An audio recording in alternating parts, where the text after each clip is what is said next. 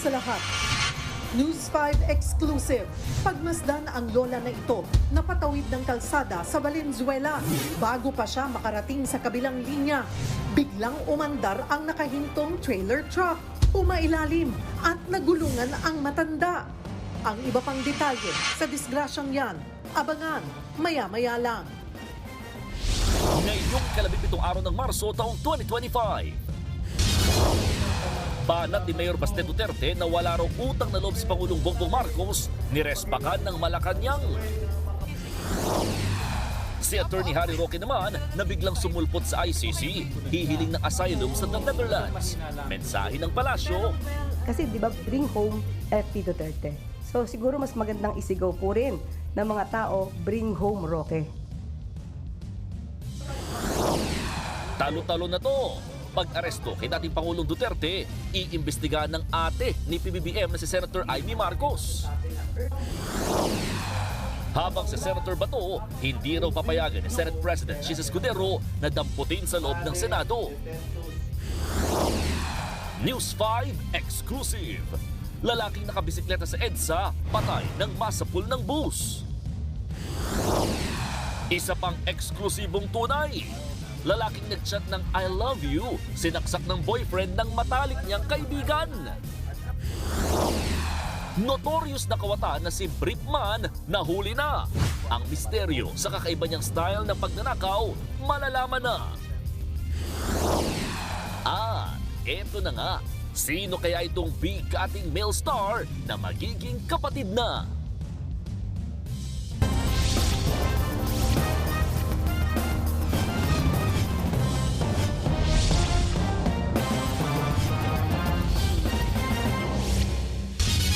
Patay ang isang siklista matapos mabundol ng bus sa EDSA busway. Biglang sumulpot ang biktima kaya nasa pulsya ng bus. Inabot naman ng 3 araw bago siya nahanap ng kanyang mga kaanak.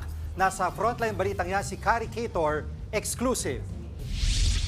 Biyaheng pa southbound ng Makati City ang bus na ito alas 9 ng umaga.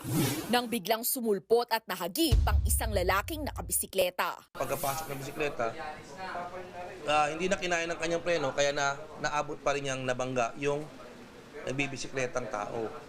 So bumagsak yung tao dun sa sa kalsada. 5 araw na brain dead ang lalaki simula noong Miyerkules at kanina lang pumanaw na ito.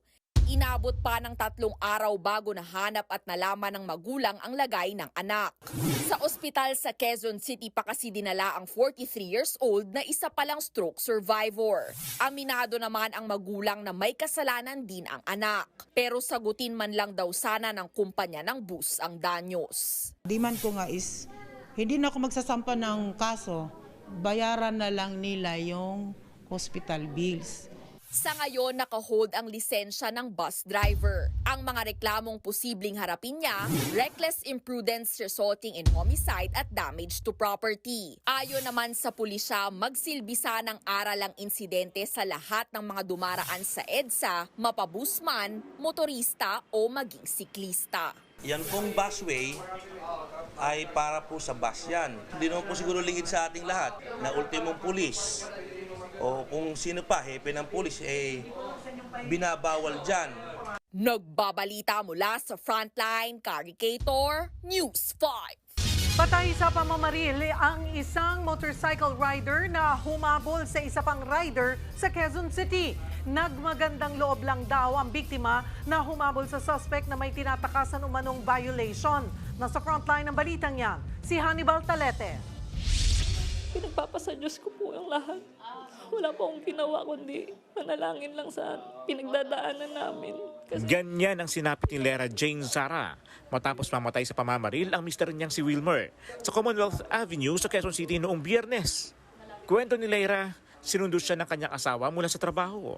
Bago umuwi, ay kumain muna sila sa tambayan nila sa kanto ng Sullivan Street sa Commonwealth Avenue. Doon na nila nakitang sinisita ng MMDA ang isang rider, bagamat di nila alam kung ano ang violation. Tumakas naman ang rider. Nagmalasakit si Wilmer at hinabol ang rider. Nung nakita ng asawa ko po na nakatakas yung nakamotor, nakita niya naman na wala pong gamit na motor yung mga MMDA. Siya po yung nag-volunteer na habulin po. Sa gitna ng paghabol, doon na pinagbabaril ng rider si Wilmer. Sa kuwang ito ng CCTV, maaninag pang natumba ang motorsiklo ni Wilmer matapos siyang pagbabarilin. Nasawi siya sa tama ng bala sa ulo. Naulila niya ang kanyang misis at 2 anak. Panawagan ni Leira sa suspect. Sana kusa ka na lang sumuko kasi sobrang hirap sa amin na nagluluksa kami dahil sa ginawa mo. Tapos ikaw, hindi ko alam, nakakatulog ka pa ng mahimbing. Baka nga nakakasama mo pa yung pamilya mo. Na kami, wala na kaming buong pamilya dahil sa ginawa mo. Kaya sana anuhin ka na ng konsensya mo. Tinutugis na ng mga pulis ang namaril na rider. Patuloy pa rin po ang ating masusing pag-iimbestiga sa mga CCTV footage na magiging basihan natin. Ito yung ginagawa nating backtracking and forward tracking. Nagbabalita mula sa frontline, Hannibal Talete, News 5.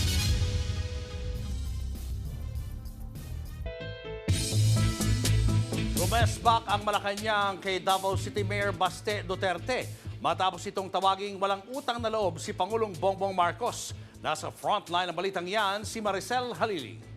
Mr. President Marcos, you will never be loved.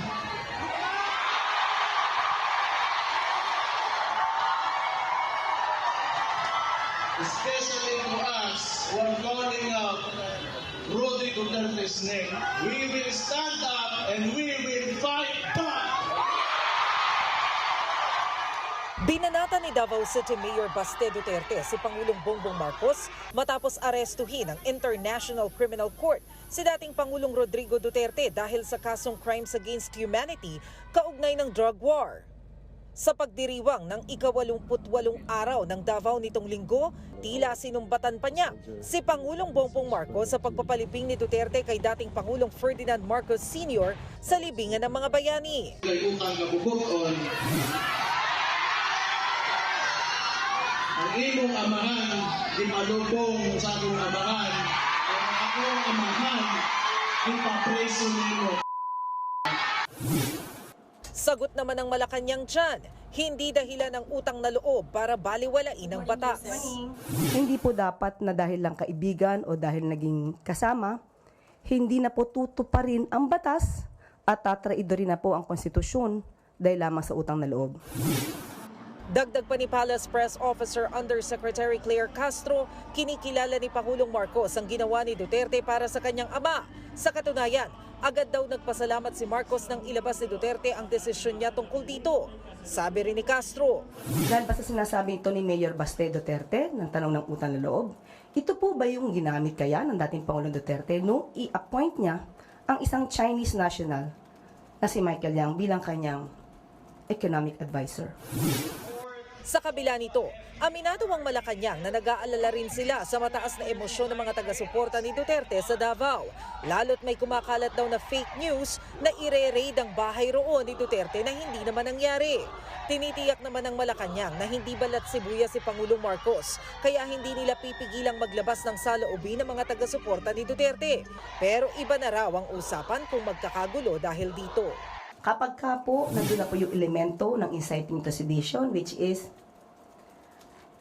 of course, without any tumultuous uprising, but they are encouraging people to sow hatred to the government, to the president, then we have to step up.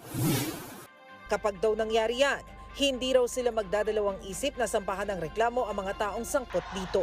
Nagbabalita mula sa frontline, Maricel Halili, News 5. Hindi raw hayaan ni Senate President Chis Escudero na damputin sa loob ng Senado si Senator De La Rosa sakaling ipa-aresto siya ng ICC. Hindi niya raw papayagang makapasok sa Senado, PNP man o Interpol. Nasa frontline balitang yan si Mean Los Baños. Papayagang maglagi sa Senado si Senator Bato de la Rosa para makaiwas sa pag-aresto sakaling lumabas ang warrant of arrest laban sa kanya mula sa International Criminal Court. Yan ang kinumpirma ni Senate President Chis Escudero alinsulod daw sa courtesy at tradisyon na pinatutupad ng Senado. Hindi papayagan ng Senadong arestuhin ang sinumang miyembro niya sa loob ng Senado. Lalo na kung merong sesyon. Historically, may sesyon o wala, again, institutional courtesy dictates na huwag ito pasukin ng kapulisan para may posasang senador. PNP Mano Interpol, hindi raw niya papayagang mang-aresto sa loob ng Senado. Ayon kay Escudero, nagkausap na sila ni De La Rosa at nagtanong daw ito ng mga opsyon na pwede niyang gawin oras na arestuhin siya ng ICC. Ang sinabi ko sa kanya, we will try to afford him every opportunity to avail of legal remedies that he is entitled to. Pero hindi raw habang buhay na pwedeng magtago si Bato sa loob ng Senado. Kung babalikan, ilang senador din noon ang ipinaaresto gaya ni Juan Ponce Enrile, Gringo Honasan, Ping Lacson, Jinggoy Estrada, Bong Revilla, Laila de Lima at Antonio Trillanes. Ilan sa kanila naglagi sa Senado, habang ang iba nagpaaresto agad o kaya ay nagtago. Ang pinakamatagal na namalagi sa Senado ay si Trillanes. Nang ipaaresto siya matapos ipawalang bisa ni dating Pangulong Duterte ang kanyang amnesty noong 2018.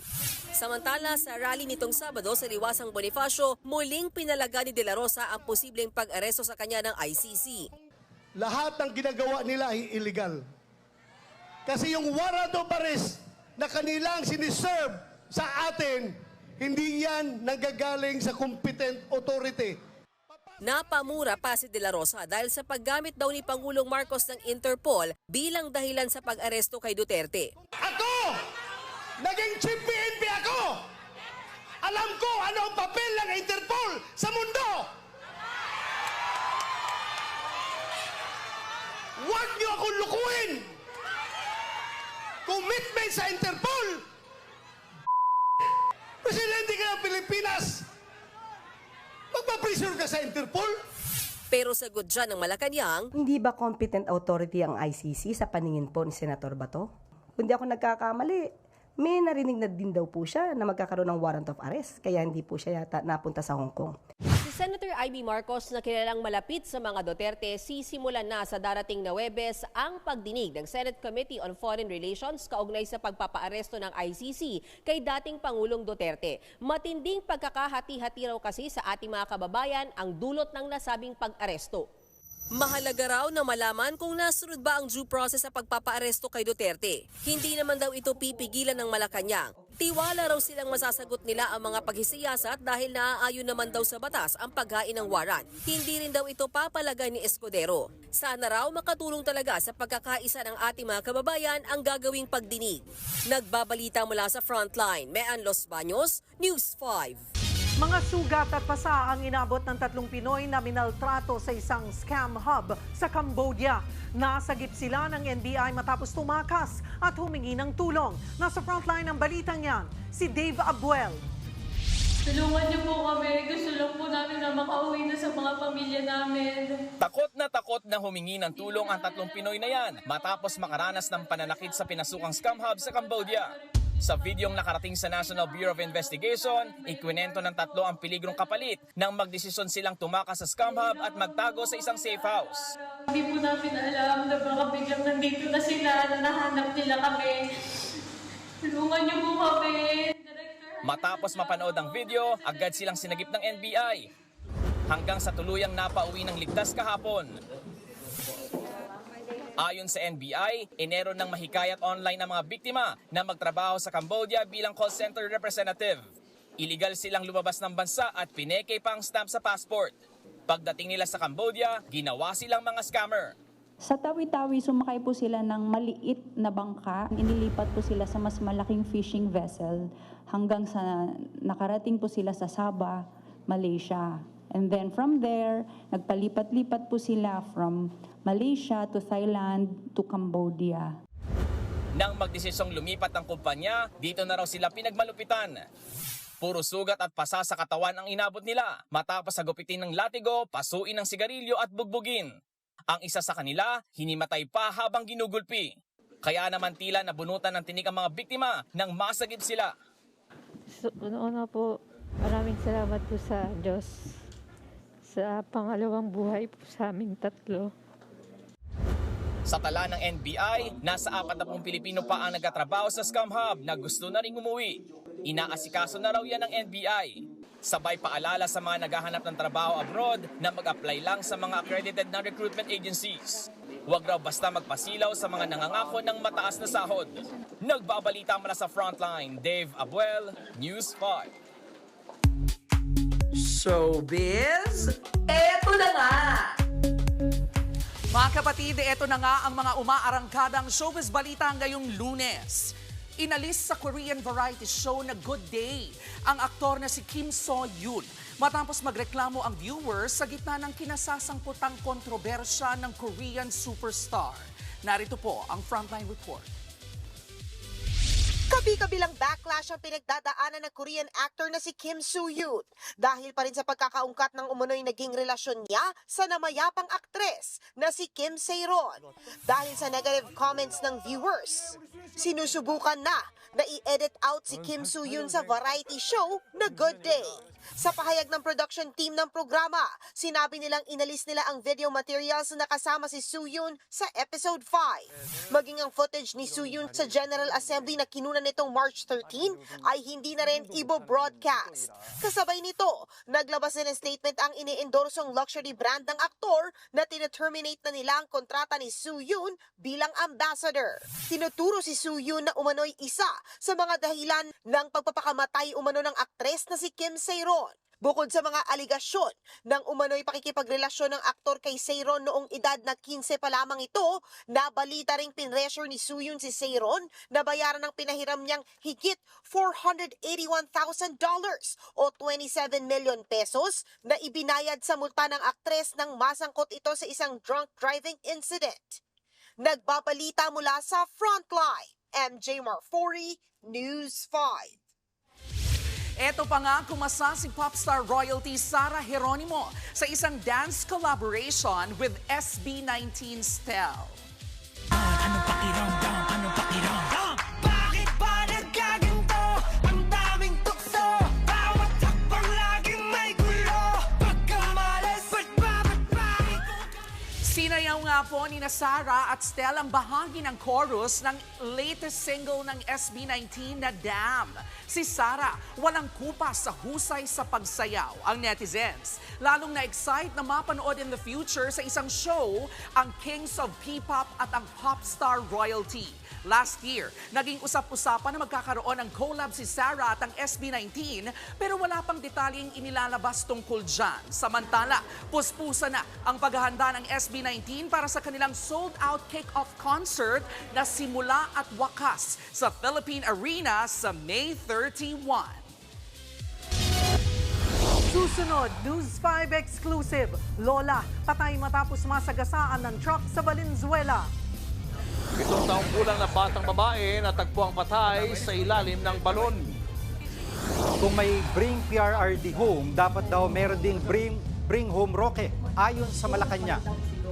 At Nadine Lustre, may dibdibang ipinaglalaban. Abangan ang lahat ng yan sa pagbabalik ng Frontline Pilipinas.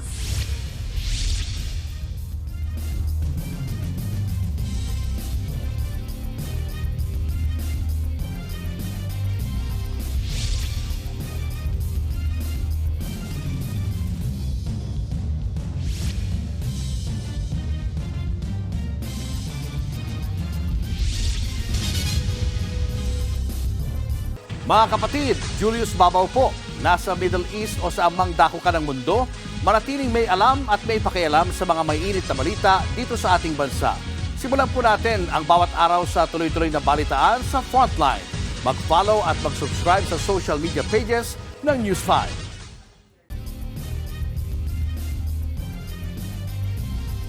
Naging palaisipan sa mga otoridad ang pagkakakilanlan ng isang matinik na kawatan sa Lapu-Lapu, Cebu.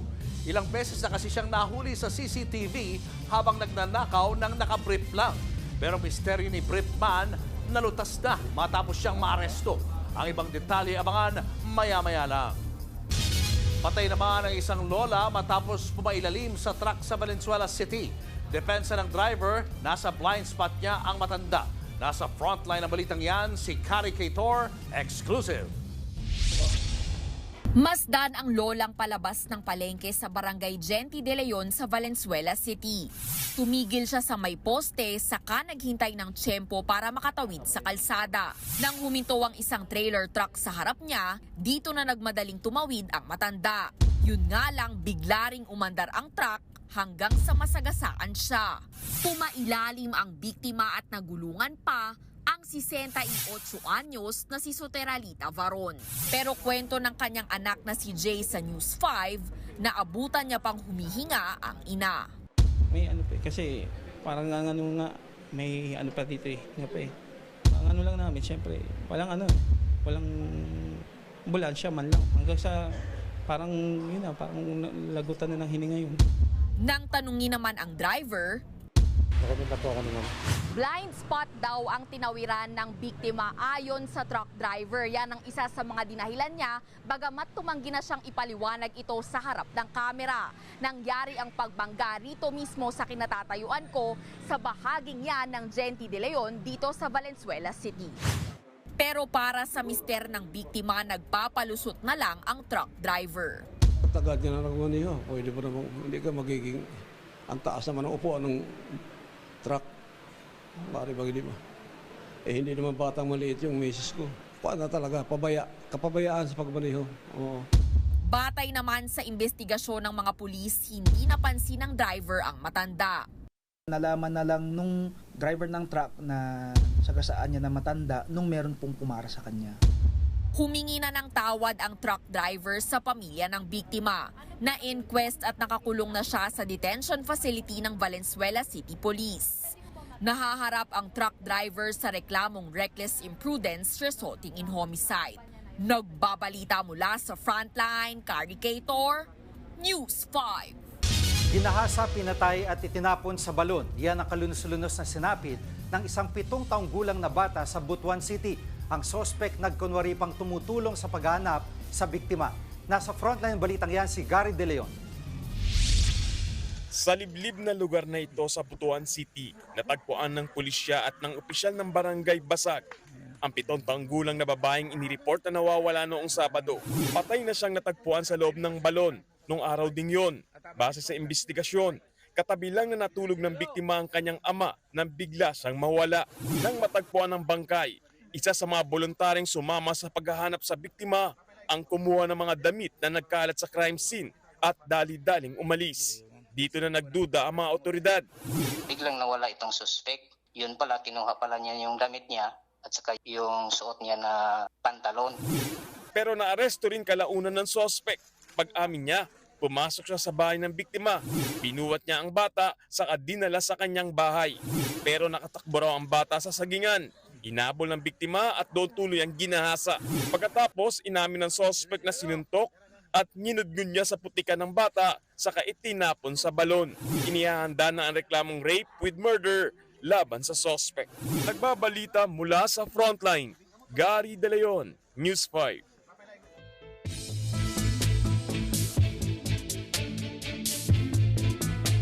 Inilatag na ang mga napiling abogadong hahawak sa kaso ni dating Pangulong Rodrigo Duterte sa International Criminal Court.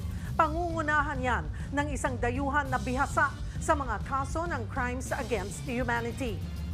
At live mula sa The Hague sa Netherlands, nasa frontline ng balitang yan, si Gretchen Ho. Gretchen, nagpulong na ba ang Team Duterte sa ICC? Cheryl, anumang oras ngayon inaasahan ng lumabas Executive Secretary Salvador Mediadea mula dito sa ICC Detention Center kung saan nakikipagpulong siya ngayon kasama ang dating Pangulong Rodrigo Duterte. 1 oras lamang ang binigay sa kanya at ang isa sa mga agenda ay mapapirma ang dating Pangulo doon sa konforme na magsasapinal ng kanyang legal team. Narito po ang aking report. Buo na ang legal team ni dating Pangulong Rodrigo Duterte para sa kasong crimes against humanity sa International Criminal Court. Ayon kay Vice President Sara Duterte, ang British-Israeli lawyer na si Attorney Nicholas Kaufman ang nais nilang manguna sa defense team. Veteranong international lawyer si Kaufman na nakapaghawak na ng high-profile cases ng crimes against humanity. Noong 2018, kliyente niya si dating Congo Vice President Jean-Pierre Bemba na nakulong ng 8 taon habang nililitis at 2 taon para sa kanyang conviction sa ICC. Matapos niyan, naabsuelto ang kaso ni Bemba nang sabihin ng huwes na hindi siya responsable sa mga gawain ng tao niya. Sigurado naman ng bahagi ng defense team si former Executive Secretary Salvador Medialdea. Kasama rin si dating presidential spokesperson Harry Roque na isang ICC-listed counsel at human rights lawyer. At panghuli, si Vice President Sara Duterte mismo. Sa panig ng prosecutors naman, isa sa mga mangunguna ang British-Pakistani na si Karim Khan. 2021 siya na-appoint bilang chief prosecutor ng ICC at nanguna sa mga investigasyon sa Taliban at Islamic State sa Afghanistan. Laban kay Russian President Vladimir Putin para sa mga krimen sa Ukraine at laban sa Hamas at mga opisyal ng Israel kaugnay ng gulo sa Gaza. Sa September 23 ang susunod na pagdinig ng ICC sa kaso ni Duterte. Ayaw man pangunahan ni Roque ang maaaring strategiya ni Kaufman, nagbigay siya ng pahiwatig sa kanilang posibleng maging aksyon. Malinaw yung proseso sa Article 59 ng International Criminal Court Rome Statute at malinaw na hindi yan nasunod. So ang mangyayari ngayon ng issue, sapat ba yon para mawala ang jurisdiction ng hukuman? Kasi hindi naman nila talagang pwedeng ipilit na naiharap siya sa isang lokal na hukuman. We will take all steps necessary para mapauwi siya sa lalong mabilis na panahon. Sa ngayon, isang beses pa lang nabisita ni VP Sara ang kanyang ama. Ayon kay Roque, pinapauwi na nga ng dating Pangulo si VP Sara sa Pilipinas. Nung time na binisita niya, hapon na, isang meal pa lang ang sinerve sa kanya, hindi masyado nakain ni Presidente ang Dutch food. Pero pinaghandaan na raw siya ng kanin. Pinauuwi siya ng pilit ng tatay niya. Dahil sabi niya, umuwi ka na at magtrabaho ka sa Pilipinas. Pero hindi raw uuwi si VP Sara hanggang walang kaanak na pumalit sa kanya sa the Netherlands. Cheryl, nakwento sa atin ni Attorney Harry Roque kanina sa isang press conference na nakapag-iwan na sila ng tsinelas, ng pajama at ng mga bedisida na kailangan ng dating Pangulo sa loob ng detention center. At ngayon, inaantay na lang natin sa Executive Secretary Salvador Medialdea kung ano yung desisyon ng dating Pangulo dun sa kanyang legal team. 40,000 euros per month lang kasi ang maaaring financial assistance ng ICC dito sa legal team ni dating Pangulong Rodrigo Duterte. Kung siya ay gagastos pa at kukuha ng private counsel, nasa kanya na yon. Sa ngayon, nandito rin sa paligid ng ICC Detention Center si Senator Robin Padilla na umaasang makapasok sa loob para mabisita niya ang dating Pangulo. Nantanungin natin kung anong maaari maging basehan ng kanyang pagbisita dahil hindi naman siya family member. Ang kwento niya sa atin ay nandun sa sheet ng rules and regulations na maaaring payagan ang mga political ally. So meron din dito mga Pilipino nag-aantay na makita o makakuha ng update mula sa loob. Pero mamaya sa harap naman ng ICC headquarters magkakaroon ng prayer vigil. Kasama naman ang mga biktima o yung mga nagiging boses ng mga biktima ng extrajudicial killings. Yan muna ang latest update mula dito sa The Hague sa The Netherlands. Cheryl? Maraming salamat, Gretchen Ho. Hinamon ng palasyo na umuwi ng Pilipinas si dating presidential spokesperson Harry Roque na may arrest order matapos ma-cite in contempt ng Kamara. Pero sagot ni Roque, hindi siya uuwi at nag-apply na raw siya ng asylum sa Netherlands. Nagbabalik si Gretchen Ho. Once a traitor, always a traitor. Yan ang makahulugang post ni dating presidential spokesperson Harry Roque. Alam daw ng lahat kung sino ang nagkanulo kay dating Pangulong Rodrigo Duterte sa International Criminal Court. Marami ang nagulat nang biglang nakita ng publiko si Roque kasama si VP Sara Duterte at Senator Robin Padilla bago ang initial appearance ng dating Pangulo sa ICC kaugnay ng crimes against humanity. Ako po, ang pangako ko, hindi ako aalis ng Netherlands na hindi kasama si Presidente.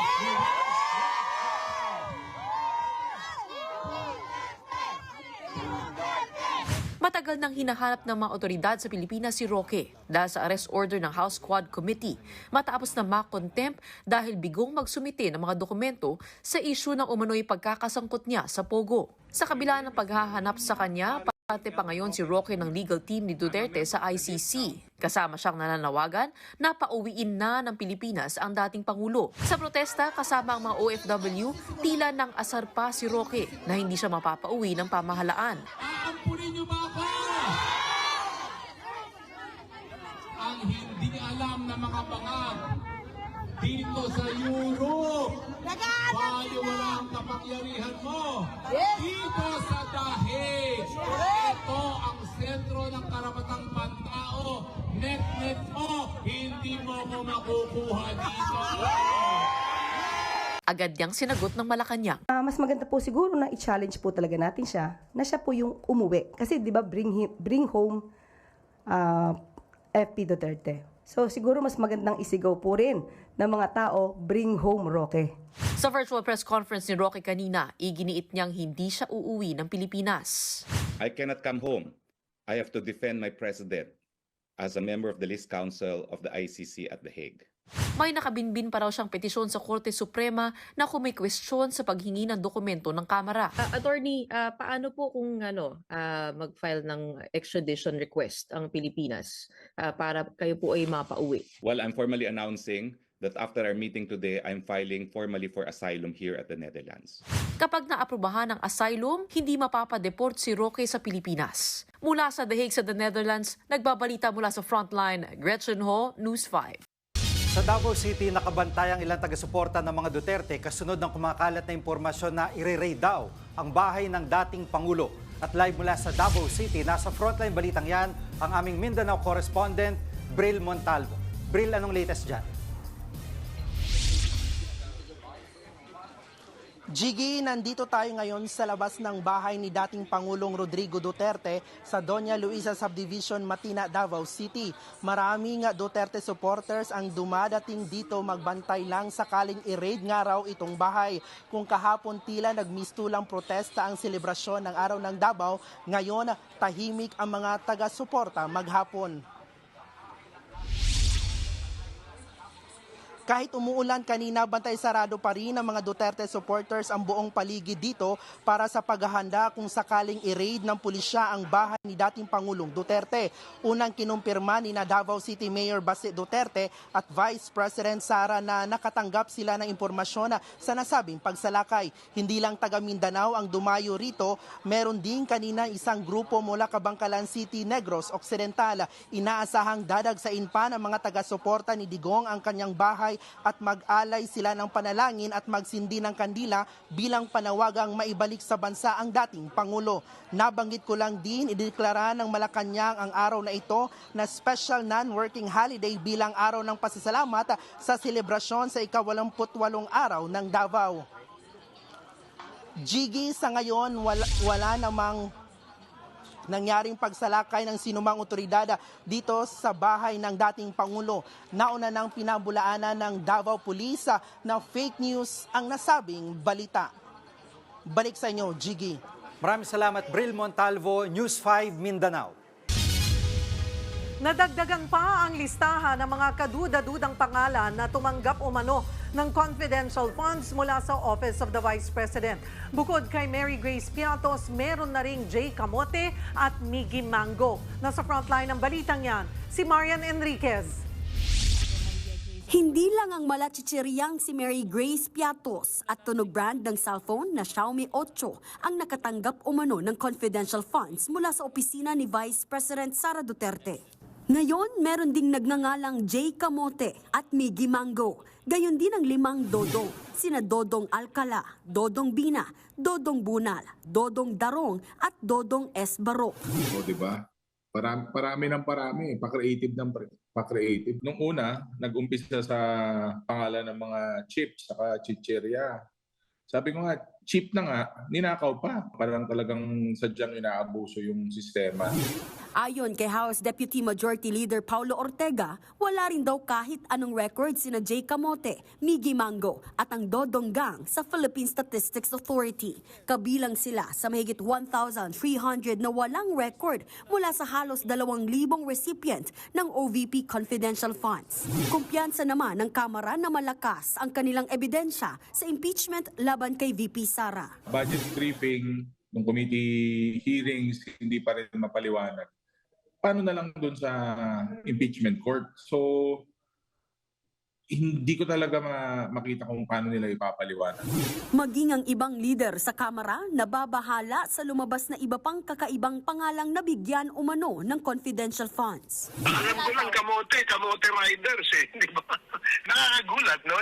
There seems to be a lot of names that have been used that are fictitious. If this will be used as evidence, they can present that.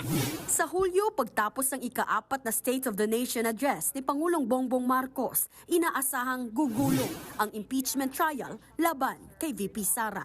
Nagbabalita mula sa Frontline, Marian Enriquez, News 5. Huli ang isang babaeng nagpanggap na baliw para makasakay sa EDSA busway pero kawatan pala. May nahuling kalahi ni Lupin dito. Ang daming nakuha. Nagpapanggap ng baliw. Nag-isakay sa mga bus para magnakaw. Buwaba raw ang babae sa Monumento Station bitbit ng isang helmet at bag. Pero nabistong ninakaw niya lang ang mga yan mula sa isang driver ng bus. Na-recover din sa suspect ang 7,000 pisong cash, first aid kit at 3 cellphone na ninakaw din niya. Naibalik na ang mga yan sa mga tunay na may-ari. Hawak na ng pulisya ang suspect at kasalukuyang iniimbestigahan. Palalawigin ng 1 oras ang operasyon ng MRT-3.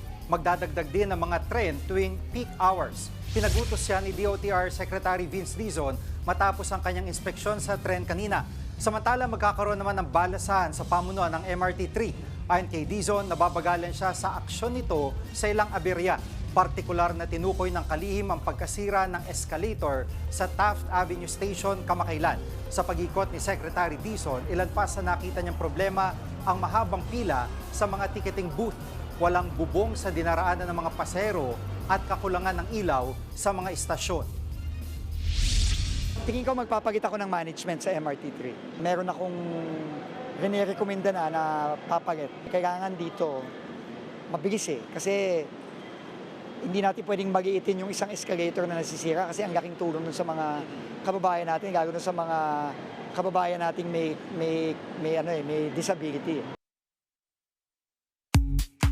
Showbiz, eto na nga! Mga kapatid, eto na nga, starting today, official ng bahagi ng MQuest Ventures ang actor/director/producer na si Enrique Hill. At live mula po sa Meralco Center sa Pasig, nasa frontline ng balitang yan, si MJ Marfori. MJ?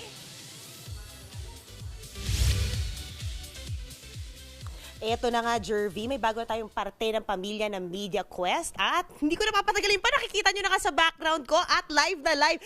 Hahatakin ko na siya dito sa TV, Enrique. Hi, hello po, magandang gabi po. Kamusta naman, Ken? Diba? Paano nabuo itong partnership with Media Quest at MVP Group? Well, first of all, we met Jane and Chenna in the NBA All-Star Weekend in Utah. And, it just kicked off from there. And, they offered to have a partnership with my company, Slingshot Studios, and to be able to partner up with, of course, Media Quest and the MVP Group. It's basically a no-brainer. Bongga. Super no-brainer. Actually, yun na nga kasi 'di ba, napakadaming pelikula ng Media Quest at well-reviewed ang iyong last MMFF entry rin at Taiwan Killer Hospital, and I know Ken, the producer, is just really, 'di ba, in action. What can you share so far sa mga napag-usapan niyo with MVP Group and Media Quest? Yeah, so we're gonna be doing a lot of films and projects as well here. I think hopefully we start around April or May. That is soon. Super soon. So they also have IPs that they acquired overseas. So may mga international projects that we'll be working on. So super excited for that.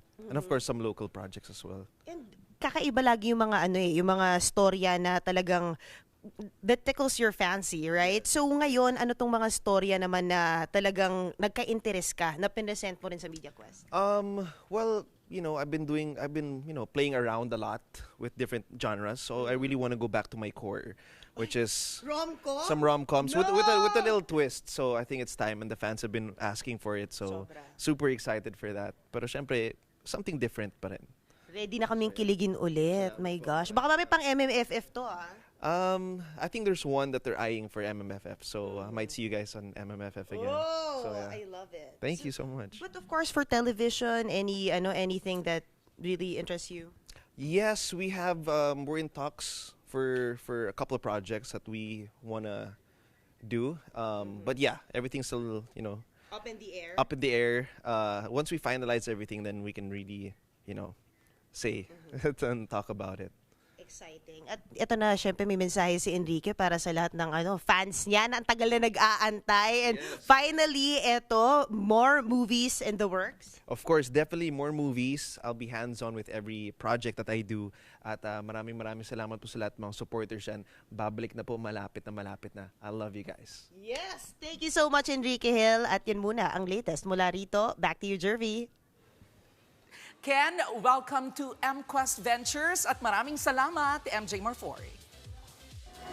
Susunod, News 5 exclusive chat na I love you ng isang lalaki sa kanyang best friend.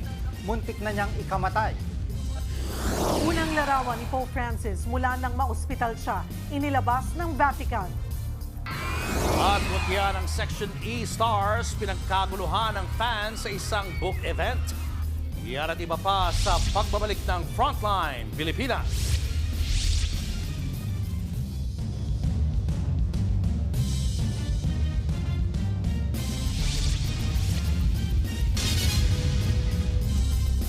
Mga kapatid, Julius Babaw po, nasa Middle East o saan mang dako ka ng mundo, manatiling may alam at may pakialam sa mga mainit na balita dito sa ating bansa. Simulan po natin ang bawat araw sa tuloy-tuloy na balitaan sa Frontline. Mag-follow at mag-subscribe sa social media pages ng News 5. Mga kapatid, gaano kayo ka-close ng best friend nyo? Sa Cebu City, muntik nang ikamatay ng isang lalaki nang mag-chat siya ng I love you sa best friend niyang babae. Kung bakit, alamin sa report ng aming Visayas correspondent na si John Aroa, exclusive. Hiwa ang likod at magkabilang paa. May sugat din sa ulo. Ganyan ang lagay ni Dodong ng isugod sa ospital sa Cebu City. Ang may gawa niyan, ang jowa ng kanyang girl best friend. Kinilala ang suspect na si Ramini Membrillos na isang vlogger. Kwento ng 17 anyos na biktima, naghahaponan siya sa loob ng kanyang bahay nang biglang pumasok ang galit na suspect. Dito na siya biglang inundayan ng saksak gamit ang kutsilyo. Habang ang suspect tumakas pero agad din siyang nahuli. Isinugod naman sa ospital ang biktima. Ang punot dulo ng pananaksak, selos. Best friend daw kasi ni Dodong ang nobya ni Membrillos. Nagkataong nag-send daw siya ng I love you sa best friend noong araw na yun na ikinagalit at ikinaselos ng suspect. Comfort ako ba na Kinomport ko lang kasi malaki ang problema ng nobya niya. Lingi talaga ako sa mga friends kong babae. Nagselos na pala siya. Depensa pa ni Dodong, sadyang pala kaibigan at malambing siya sa mga kaibigang babae. Pinagtanggol din siya ng kanyang best friend na si Rebecca. Totoo naman daw na nag-chat ng I love you ang kaibigan. Pero as a friend, akala ko na-delete ko na yun. Pero sinabihan ko na yung boyfriend ko na wag nang galawin si Dodong. Kasi si Dodong barkada ko. Sa kabila ng masakit na kumprontahan at selosan, nauwi sa arigluan ang dalawang kampo. Nag-break din si Rebecca at Membrillos. Nangako din si Membrillos na siya ang aako sa mga gastusin sa ospital ng biktima. Nagbabalita mula sa Frontline, John Aroa, News 5 Visayas. Natupok ang isang junk shop sa Barangay New Lower, Bikutan, Taguig. Mag-aalas 2 ng madaling araw nang sumiklab ang sunog. Lumaki ito dahil sa mga nakaimbak na karton at plastik. Sa lawak ng sunog, di bababa sa 12 fire trucks ang kinailangang rumisponde. Nadamay din sa sunog ang 2 truck na may kargang mga karton. Hindi naman nakumalat ang apoy sa mga katabing bahay. Naapula rin ang sunog matapos ang 3 oras. Tinatayang nasa 40 million pesos ang halaga ng natupok na ari-arian. Inaalam pa ng mga bumbero kung ano ang mitsa ng sunog. Naglabas na ng litrato ni Pope Francis ang Vatican sa kauna-unahang pagkakataon mula ng maospital ang Santo Papa. At makikita si Pope Francis na nakaupo sa isang chapel ng Gemelli Hospital sa Rome, Italy. Ayon sa Vatican, nagmisa pa ang Santo Papa kasamang ilang pari kahapon. Ito po ang unang beses na nasilayan ng publiko ang Santo Papa mula ng maospital noong February 14 dahil sa severe respiratory infection. Kalaunay na-diagnose siya ng double pneumonia.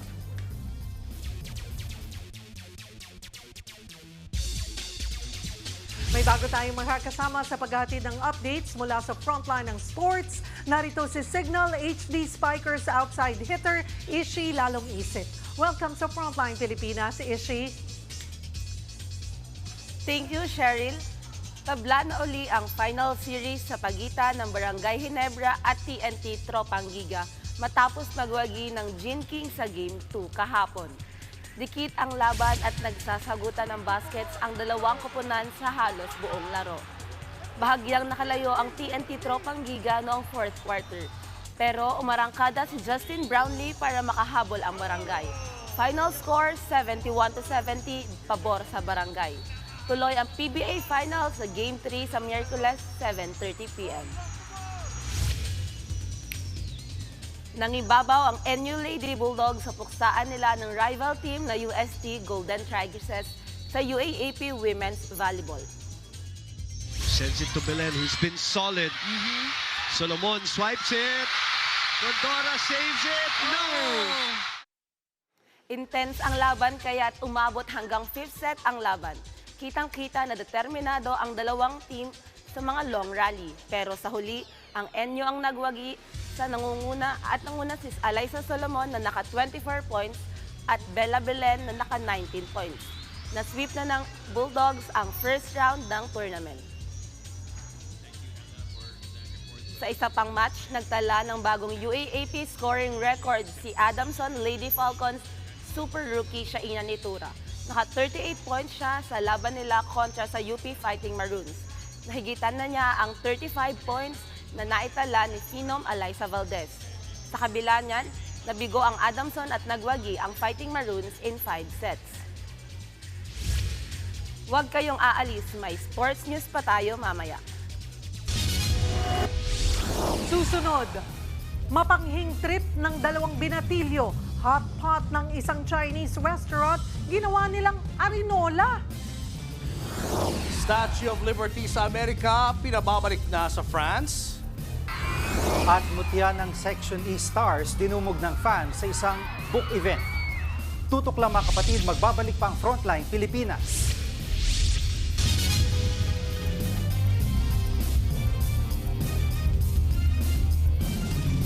Mga kapatid, Jig Manikad po, nasa Middle East o saan mang dako ka ng mundo manatiling may alam at may pakialam sa mga mainit na balita dito sa ating bansa. Simulan natin ang bawat araw sa tuloy-tuloy na balitaan sa Frontline. Mag-follow at mag-subscribe sa social media pages ng News 5. Pinababalik sa France ng isang French politician ang iconic na Statue of Liberty na nasa New York sa Amerika. Sa report ng French newspaper na Le Monde, sinabi ito ni Parliament member Raphael Glucksmann sa isang conference.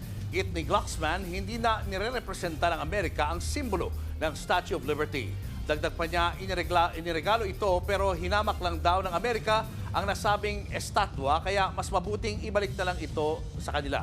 Sinabi yan ni Glucksmann bilang pagpuna sa pamumuno at mass deportation ni US President Donald Trump. Ang Statue of Liberty ay simbolo ng pagkaibigan at kalayaan ng France at US at ang pag-welcome ng Amerika sa mga immigrant. 59 patay sa sunog sa nightclub sa North Macedonia. Base sa investigasyon, mga paputok na tumama sa kisame ng nightclub ang mitsa ng apoy. Bukod sa mga nasawi, may git 100 ang sugatan. Napag-alaman ding wala palang lisensya ang naturang club. 20 ang inaresto. Kabilang dyan ang manager, ilang opisyal ng club, pati ang mga miyembro ng bandang tumugtog nung gabing nagkasunog. Iniutos na ng Prime Minister ng North Macedonia na magsagawa ng agarang investigasyon sa insidente. Showbiz, eto na nga! Mga kapatid, eto na nga. Bukod sa pagiging mahusay na aktres, kilala rin pong animal welfare advocate si Nadine Lustre. At bilang bahagi ng kanyang advocacy to save Mother Earth, inilaunch ng aktres in a daring way ang kanyang kampanya para isulong ang pagiging vegan. Nasa frontline ng balitang yan, si MJ Murford. Ganyan ang pasabog. President Nadine as Mother Earth. Proud in nothing but her jeans at body paint, si Nadine Lustre. Para yan sa bagong campaign niya na isulong ang pagiging vegan o pagkain ng gulay lamang. Kasama niya sa campaign ang People for the Ethical Treatment of Animals o PETA. 2022 pa nang yakapin ni President Nadine ang pagiging vegan. You really have to give it all, your all, especially if it's something that that you truly believe in. Speaking of paniniwala at pagiging vocal, nirepost si Nadine ang isang news item tungkol kay former President Rodrigo Duterte sa pagkakahuli sa kanya. Dahil dyan, nakatanggap siya ng mga di kaaya-ayang mensahe mula sa online trolls. Sagot lang ni Nadine patungkol sa mga hindi pumasa sa vibe check. I'm used to being criticized. I'm used to people like throwing words at me that are not, agreeable. Samantala, abangan naman si Nadine dahil magbabalik na siya sa Free TV soon. Siyempre, dito yan sa TV5. Nagbabalita mula sa Frontline. MJ Marfori, News 5. Third to semis ang Chocomucho Flying Titans matapos magwagi sa Game 1 ng quarterfinals kontra sa PLDT High Speed Hitters. Natalo ang Flying Titans sa unang dalawang sets pero bumawi sila sa third and fourth para mapaabot ang laban sa 5 sets. Dikit ang deciding set pero nanaig ang Titans sa pangunguna ni Cici Rondina. Nakapagtala si Rondina ng game-high 31 points. Umabot din ng 5 sets ang tapatan ng Akari Chargers at Gallery Tower High Rises. Akari naman ang nanalo sa tapatan na yan. Pinangunahan sila ni Ivy Lacsina matapos gumawa ng 28 points. Tuloy ang PVL playoff action bukas. Unang maghaharap ang Creamline Cold Snatchers at Cherry Tigo Crossovers. Sunod naman ang Petrogas Angels at Sus Coffee Thunderbells. Yan muna ang latest sa Frontline ng sports. Ako po si Ishi Lalong Isip. Susunod, wanted na kawatang si Briefman nahuli na. Ang sikreto kung bakit niya trip magnakaw ng nakabrief lang, malalaman na natin. At book event ng Ang Mutya ng Section E Stars, dinumog ng fans. Marami pa kayong mga balitang dapat malaman sa pagbabalik ng Frontline Pilipinas.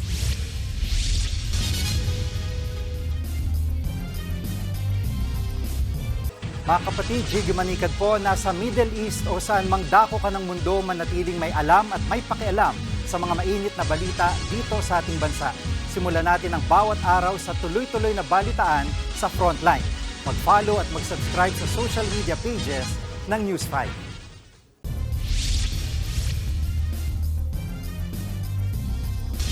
Pasintabi po sa susunod naming ibabalita. Ginawang arinola ng dalawang Chinese ang hot pot sa isang restaurant sa Shanghai, China. Inihian nila ang sabaw nito. Viral nakakadiring video ng lalaking yan habang inihian ang pagkain. Diretso yan sa mismong sabaw ng Chinese food. Base sa report, mga minor de edad at lasing ang may pakana niyan. Nakakulong na sila ngayon. Ayon sa pamunuan ng restaurant, nalaman lang nila na nakakadiring ginawa ng mga customer matapos itong mapanood online. Wala namang nakahigop ng hot pot na sinabawan ng ihi. Nagbigay rin ng refund sa ibang customer ang pamunuan ng naturang restaurant. Umakyat na sa 36 ang patay sa paghagupit ng mga buhawi sa Amerika. Nagkasira-sira ang bubong ng mga bahay at gusali. May school bus pa na tinangay. Maraming puno rin ang nabuwal. 6 na US states ang apektado ng nasa 39 na buhawi na tumama mula nitong Biyernes hanggang kahapon. Higit 300,000 bahay ang wala pa ring supply ng kuryente. Ilang lugar sa Pennsylvania, New York, Mid-Atlantic at Southeast states ang nasa ilalim pa rin ng National Weather Service Watch. Showbiz, eto na nga! Eto na nga, dinumog ng fans ang book event ng Mutya ng Section E Stars na sina Andres Mulak, Rabin Angeles at Ashtin Olviga.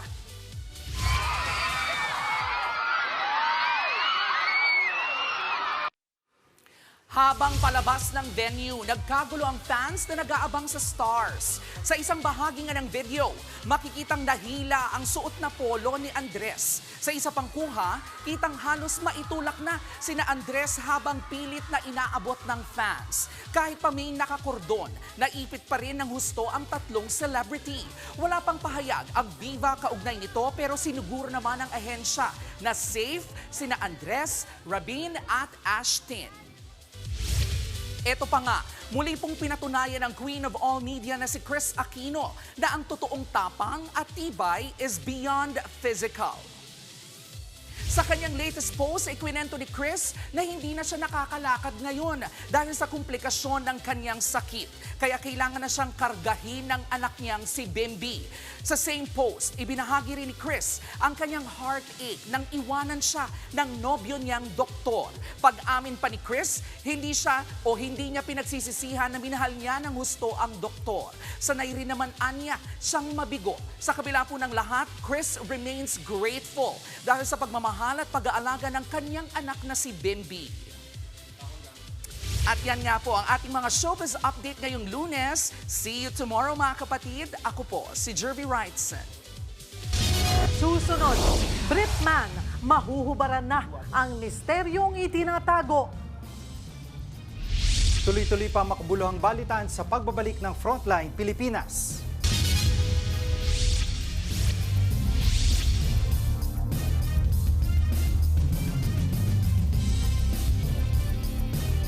Mga kapatid, Cheryl Cosing po. Nasa Estados Unidos, Canada o saan man dako ka ng mundo, manatiling may alam at may pakialam sa mga maiinit na balita dito sa ating bansa. Simulan natin ang bawat araw sa tuloy-tuloy na balitaan sa Frontline. Mag-follow at mag-subscribe sa social media pages ng News 5.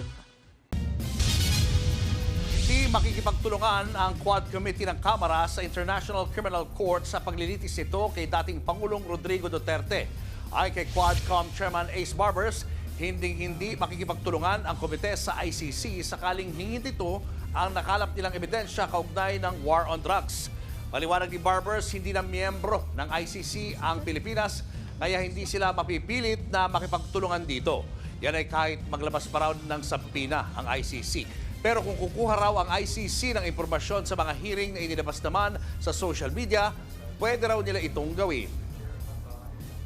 If they can access the records in the social media platforms, let them do it that way. But asking the participation of the Quadcom, I'm sorry, but we cannot because we are not a member of the ICC. Hawak na ng PNP ang dalawang person of interest sa pagpatay sa turistang Slovakian sa Boracay. Ayon sa mga pulis, parehong dati nang nakasuhan sa illegal na droga ang dalawa. May isa pang person of interest na hinahanap.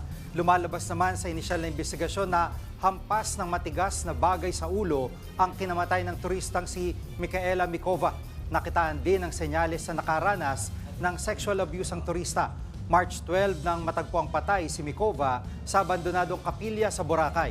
Bago niyan ay 2 araw na siyang napaulat na nawawala. Walang kawala ang kawatang brief lang ang suot kapag umaatake sa Lapu-Lapu, Cebu. Ipinaliwanag rin niya kung bakit ganyan ang estilo ng kanyang pagnanakaw. Alamin sa Frontline Report ng ating Visayas correspondent na si John Aroa. Nasa kote na ang lalaking kawatan na tinaguri ang briefman. Siya ang nakabrief na suspect habang nagnanakaw sa Lapu-Lapu, Cebu. Brian Magnanaw ang tunay niyang pangalan. Nadakip siya sa pantalan ng Toledo. Ipinaliwanag naman ng suspect ang dahilan kung bakit sa tuwing magnanakaw siya, i-brief lang ang kanyang suot. Sabi niya is ginagawa niya yon para mabilis siyang makapasok. Walang sasabit sa katawan niya. Nagtatanggal siya ng damit, pati yung short para kung sakasakaling may makahuli sa kanya is kalusot kagad siya. Sinubukan namin kunan ng pahayag ang suspect pero ang sabi lang niya, no comment lang po ako, sir. Haharapin ko na lang po ang kaso. Inamin din ng suspect na siya ang lalaking nagnakaw ng vault na nakunan sa CCTV.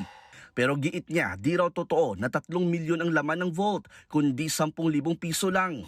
Di na na-recover ang pera pero natagpuan naman ang vault na itinapon ng suspect sa Talahiban sa likod ng subdivision kung saan siya nagnakaw.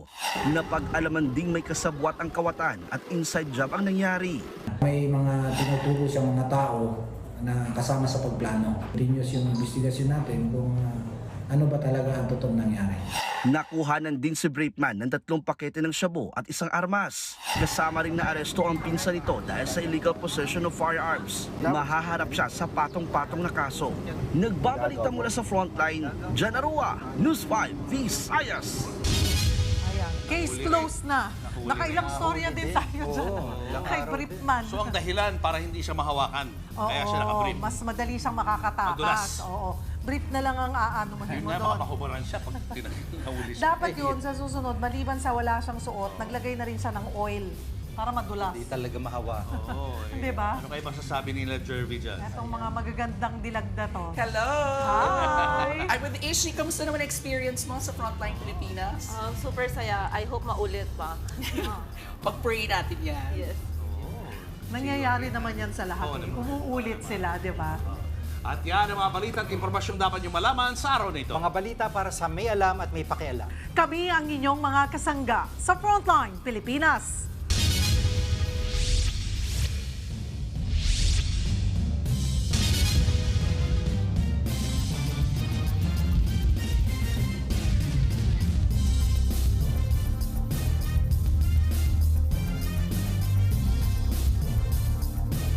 Mga kapatid, Cheryl Cosim po. Nasa Estados Unidos, Canada o saan mang dako ka ng mundo, manatiling may alam at may pakialam sa mga mainit na balita dito sa ating bansa.